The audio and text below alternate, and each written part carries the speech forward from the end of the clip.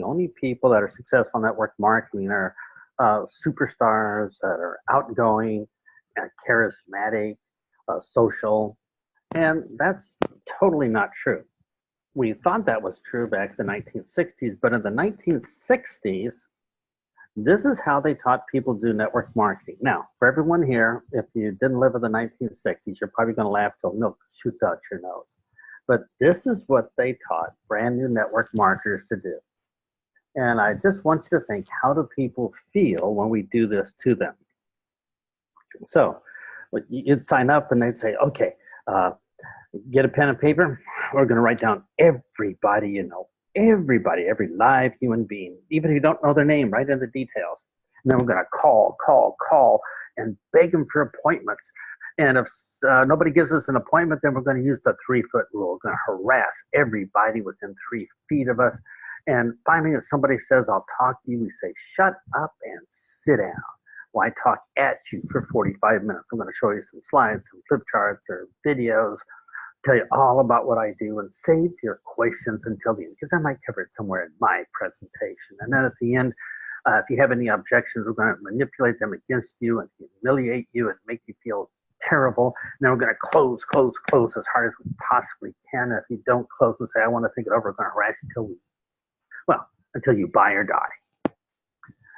And that's how we started network marketing. That's what we're told to do. Now, how many people here have noticed that people are still doing it that way today, almost 50 years later?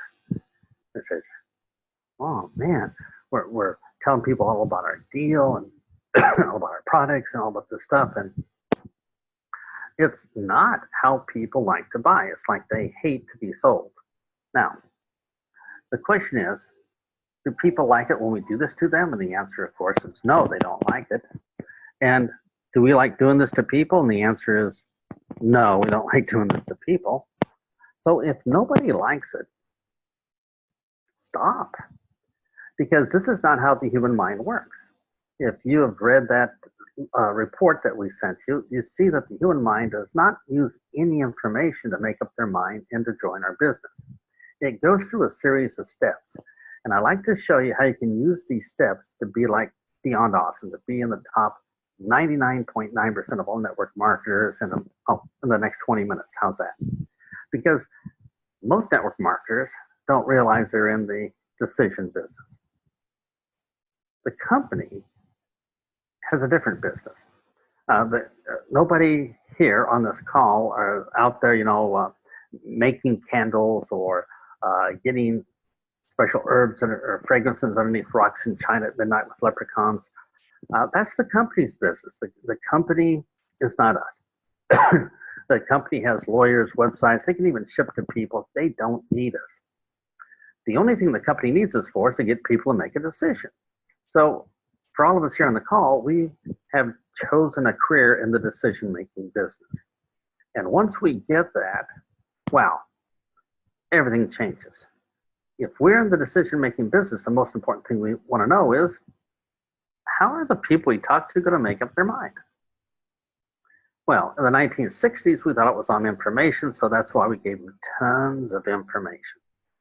And of course, around 1997, 1998, brain science discovered, man, that is like bogus. So thankfully, we don't have to do that anymore.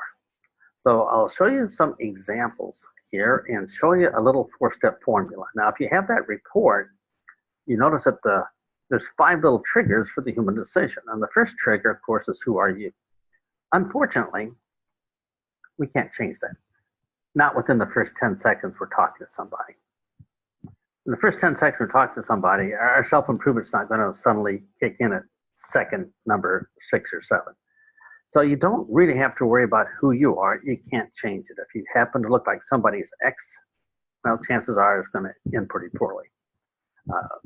Is there a difference between me giving a presentation and Brad Pitt? Probably. So who you are makes a difference, but we can't control it. So we're going to set aside trigger number 1. We have to know what's there. We have to accept it.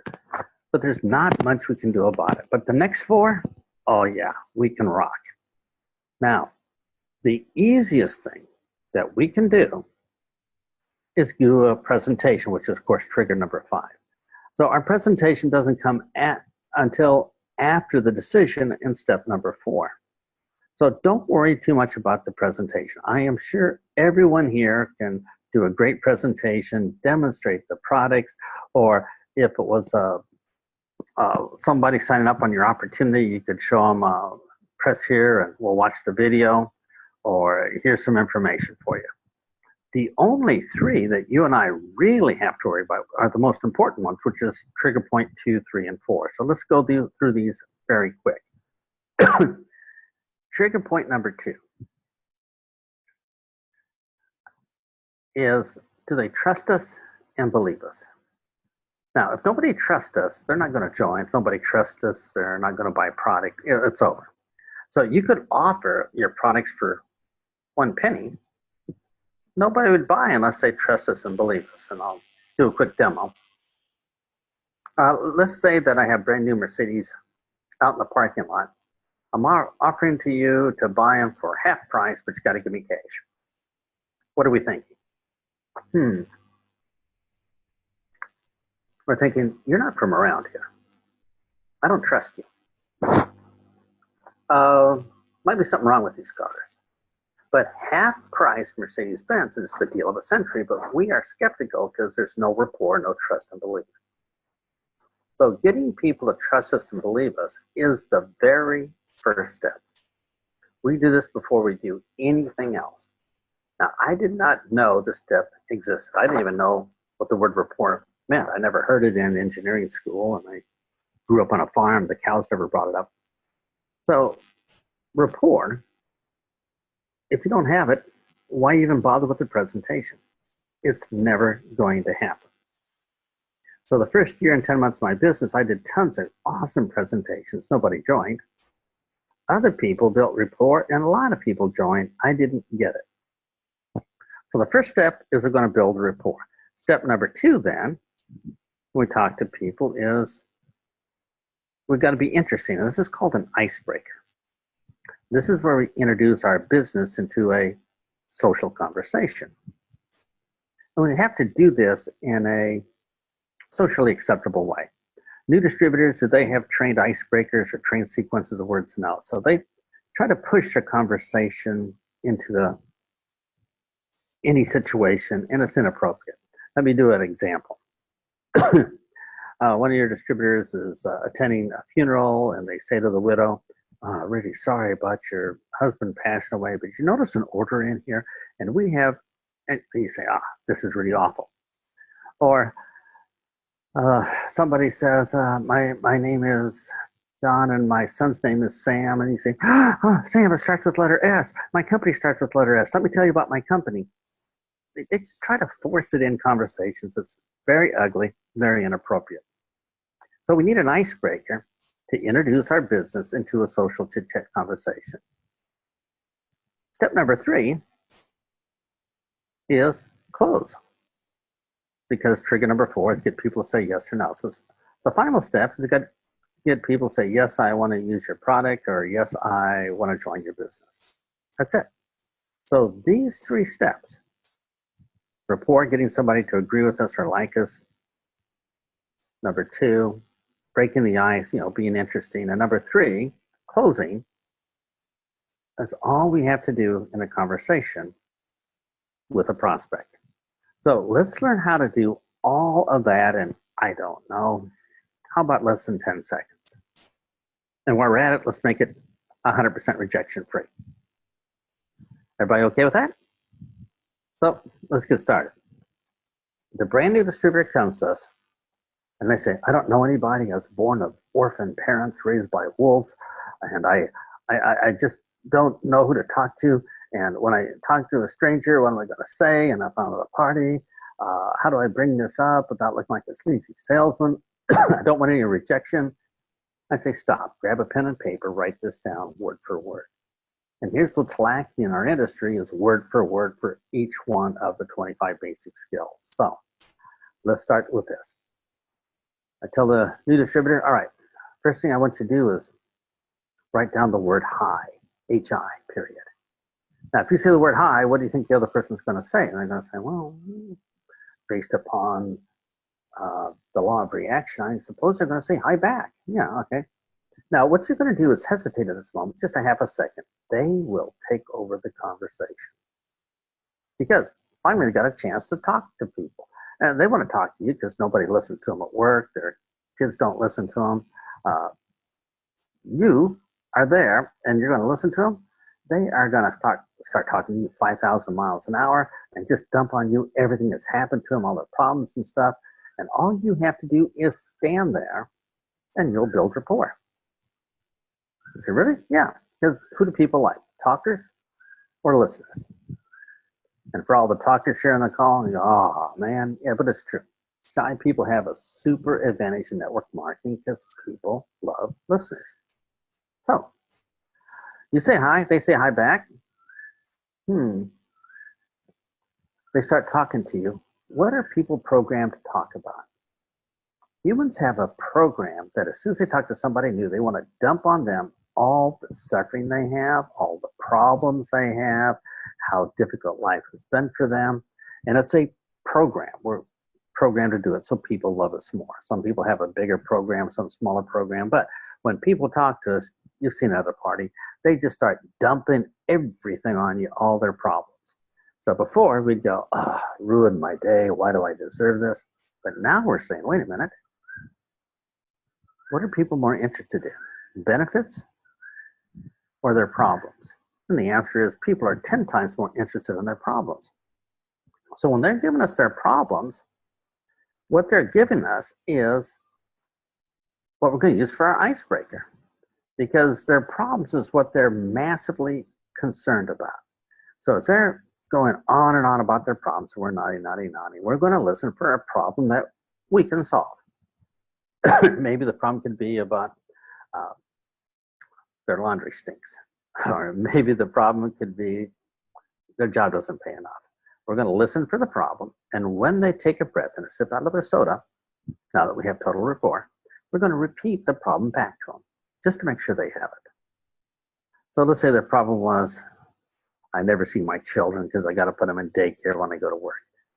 So when they take a sip out of their soda or tea, we're going to say, hey, so kind of difficult not seeing the kids because they're always in daycare and you're at work, right? And they're going to say, oh man, you have superpowers. You're a mind reader. You listen to me.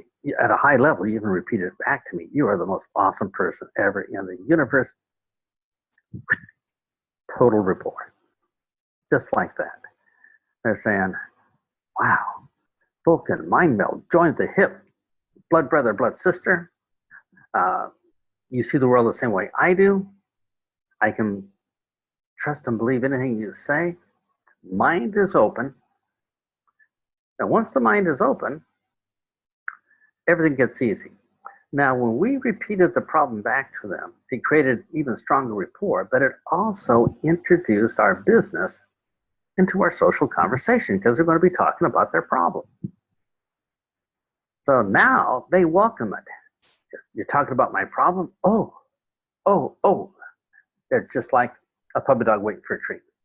Because we should talk about them and their problems, not about us and what we have to offer. So in the first sentence or the first question, we have established rapport and an icebreaker. What's left? Closing. So our second sentence, we can devote entirely to closing. You need them to make a yes or no decision, like you read in the report. So let's see how soon it takes people to make up their mind. And I'll concentrate on opportunity here, but you can adapt this to your products. So I'm talking to the lady, blah, blah, blah, blah, blah, blah. So you don't get to see your children much because they're always in daycare and you're at work, right? Yeah. Well, would it be okay if you could work out of your home instead so you can see them more? What decision has that person made? Instantly, yes, this is what I want. I'm done. It's over. Now just a matter of a couple details, which is going to be our presentation, step 5 in that report. But the decision was made before we showed our presentation, before we showed the solution. If their decision is yes, they are sitting on our side of the table when we show our business. They're looking for reasons why it will work instead of reasons why it won't work. Huge difference. No rejection, no objections, just ka-ching, ka-ching, ka-ching. Almost impossible to mess up. So we can cover those 3 steps by reaffirming that they do have this problem and asking them, you want to fix it? So let me give you a few more examples. Might say, so you hate taking holidays at your sister-in-law's apartment with their 42 cats. Yeah. Would it be okay if you had an extra income so you could take the kids to Disney World instead? See? Or do you find that jobs interfere with the week? Yeah. Would it be okay if you had a lot more time by working out of your home? Oh, yeah. Do you hate commuting? Absolutely. Oh, would it be okay if you work out of your home instead so you could save all that time? Oh, it would be great. Problem, solution. So, ever notice how when the laundry comes out, it doesn't smell the way you want? Would it be okay if it smelled awesome every time you take it out of the washing machine or dryer? And they go, yeah. Problem, solution. Now, I'll give you a little ninja trick. If you were to write down these 5 words, they're called a magic sequence of words. There's hundreds of these, but they program the mind to do certain things. Now, before I tell you these 5 words, I want you to feel your mind. I'm going to tell you 5 words, and you tell me if you're going to give me a yes or no decision. So, are you ready? All right. So, I say to you, would you be interested in? And you're thinking, no. Sounds like a salesman approaching. I might got to be careful. And in those 5 words, the decision was no. So if you use those words currently, stop. They don't work. They cause people to say no. So let me give you another 5. I just got involved with, and again you say, oh no, it sounds like my brother-in-law coming with another deal. So we say these words with the best intention, but they literally drive people away. So skill number 11 is called the magic sequence words, where we learn the words that make people come to us and words that kill us. So just stop using those 2 I've given you already, and you'll see an instant difference in your business. Now, would it be okay if I gave you 5 words that worked? And would it be okay if these 5 words got our prospects to say yes immediately? And would it be okay if you just wrote down the 5 words I'm using? So would it be okay if I just type them into the chat here so you can see them? Would it be okay if? Now, these 5 words attack some programs in the human brain that causes people to say yes immediately. When you say, would it be okay if, they are programmed to say yes, yes, yes, high five, totally there. I have no idea what it's going to be, but I want to say yes, just don't make it impossible. So when you say, would it be okay if, people are programmed to say yes. So on question number 4, or question on the 4th trigger, to get a decision, if you want somebody to make a yes decision, what 5 words would you choose to start that sentence with? And the answer, of course, is, would it be okay if? So here's the ninja trick. On the second sentence we say to prospects, we're always going to start it with, what 5 words? Would it be okay if? And our chances of success go through the roof. So I want you to listen to how this sounds and see how easy it is. So feel underpaid with your job? Yeah. Would it be okay if you can give yourself a raise anytime you wanted? Yeah. Christmas coming up? Yeah. Would it be okay if you could pay for Christmas with cash instead of credit cards? Yeah. Find things expensive nowadays? Yeah. Would it be okay if you could earn an extra $800 before Christmas? Yeah. Hate this job as much as I do? Yes, I do. would it be okay if we had a cup of coffee with Carrie and she can give us an escape plan? Oh, yeah, Carrie's good at it. So how are we doing? Are we starting to get the idea that if we change the words, the results instantly change? So let me give you a little demonstration here. I'm going to pull out my phone, and I'm sure everybody has one of these. It's called a stopwatch on your phone where you can time things. And we're going to see how long it's going to take us to create rapport with somebody, to break the ice, which is an icebreaker, so we can get them interested, and to close them for a yes decision. So is everybody ready? Let's just see how long this is going to take. So I'm going to use the example of, do you hate commuting? Would it be okay if you work out of your home instead? Because that didn't take long. So let's just see how long that takes. So do you hate commuting? Would it be okay if you could work out of your home instead? So that says 4.70 seconds. So in 4.70 seconds, we can create rapport, break the ice, and close. 4.7 seconds. What does the average untrained distributor do in their first 4.7 seconds? Let's use hi, how's the weather? Hey, I see you have a new dog. Oh, time is up. So in 4.70 seconds, you and I can be awesome. And it's rejection free because we're talking in the exact sequence the human mind pulls these triggers. 4.70 seconds. I know what you're thinking. You're thinking, wait a minute. I could do that twice a day. I could do that anywhere. I could customize this to everybody I see. So let's just try this. So you go to a hotel meeting, and on the way out, you notice a security guard, and you say to the security guard, hey, standing on your feet all day? Yeah. Well, would it be okay if you had your own part-time business so maybe you can cut back in your hours? Yeah. We go to the reception up in front.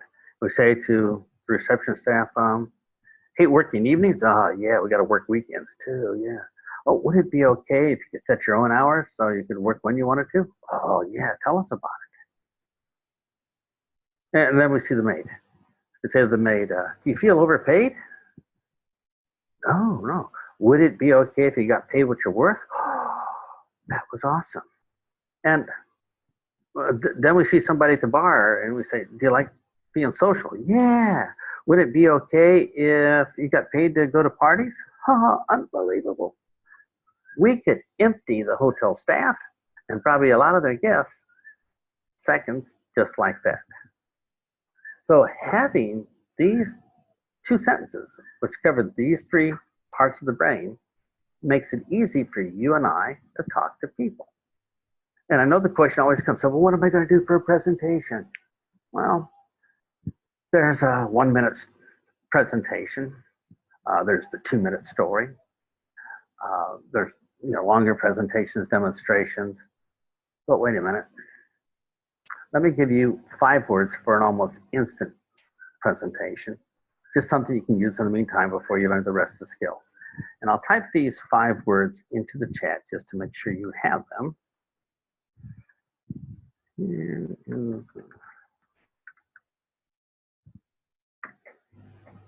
And there you have them. These 5 words are powerful because you can also use them as a get out of jail card free, which means you can hear the worst miserable person in the world and just say, here's the short story. Ignore all the stuff they say and get your point inside their mind. Because when you say, here's the short story, it's like putting a taser to somebody's neck for the next 10 seconds. They have to just accept whatever we say. They're like their mind is frozen. So we can get our message in, they can't even block it. It's almost probably illegal.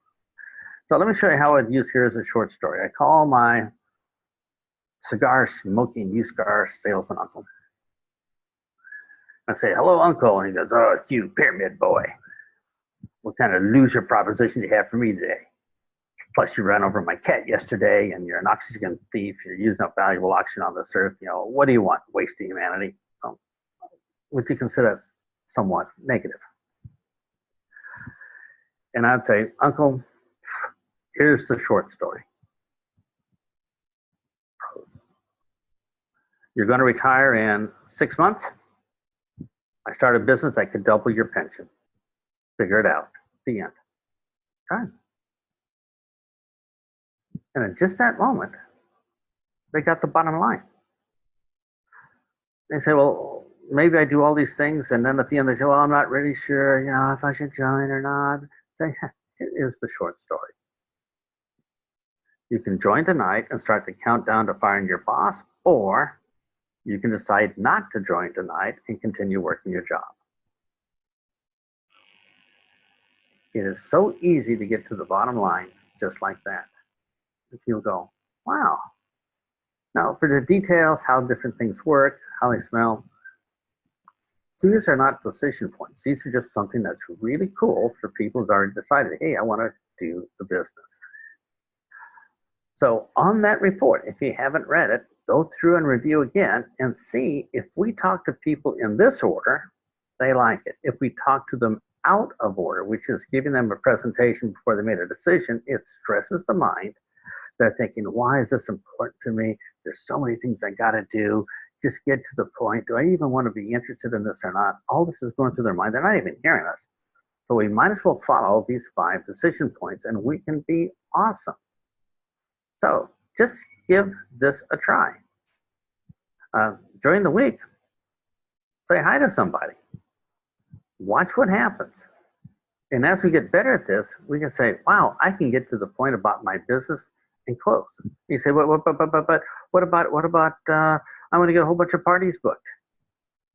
The human mind makes a decision the same way.